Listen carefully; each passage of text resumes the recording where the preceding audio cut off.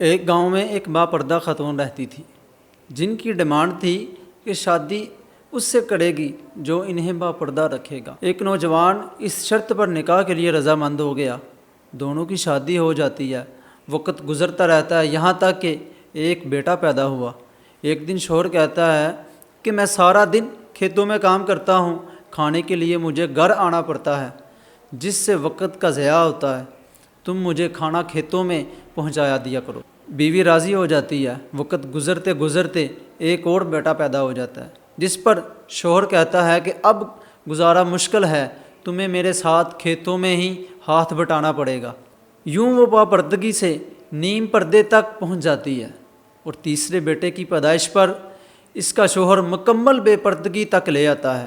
وقت گزرتا رہتا ہے، یہاں تک کہ اولاد جوان ہو جاتی ہے۔ ایک دن یوں ہی بیٹھے بیٹھے شوہر ہنسنے لگتا ہے۔ بیوی سبب پوچھتی ہے تو کہتا ہے کہ برا تو پردہ کرتی تھی، آخر کار تیرا پردہ ختم ہو گیا، کیا فرق پڑا پردے اور بے پردگی کا، زندگی تو اب بھی ویسے ہی گزر رہی ہے۔ وہ بولتی ہے کہ تم ساتھ والے کمرے میں چھپ جاؤ، میں تمہیں پردے کا اور بے پردگی کا فرق سمجھاتی ہوں۔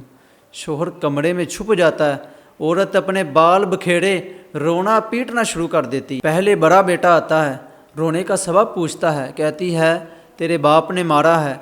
بڑا بیٹا ماں کو سمجھاتا ہے کہ اگر مارا ہے تو کوئی بات نہیں، وہ آپ سے محبت بھی تو کرتے ہیں نا، آپ کا خیال بھی تو رکھتے ہیں نا، ایسے شور کریں گی تو لوگ کیا کہیں گے؟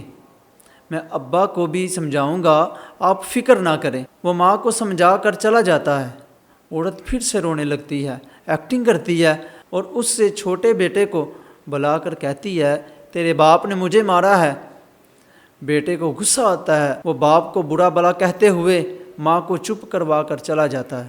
آخر کار عورت یہی ڈرامہ، یہی ایکٹنگ چھوٹے بیٹے کے سامنے کرتی ہے۔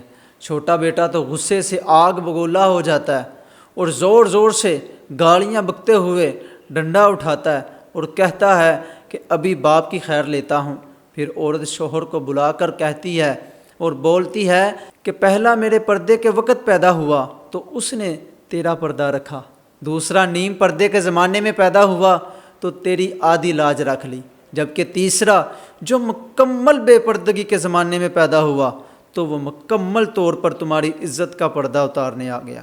ہمیں اس سے حاصل کلام یہ ہوتا ہے کہ پردہ عورت کا فطری تقاضا ہے، اور پردے کی برکتیں اولاد کو بھی حاصل ہوتی ہیں، اور بے پردگی کے اثرات اولاد کے اوپر بھی آتے ہیں۔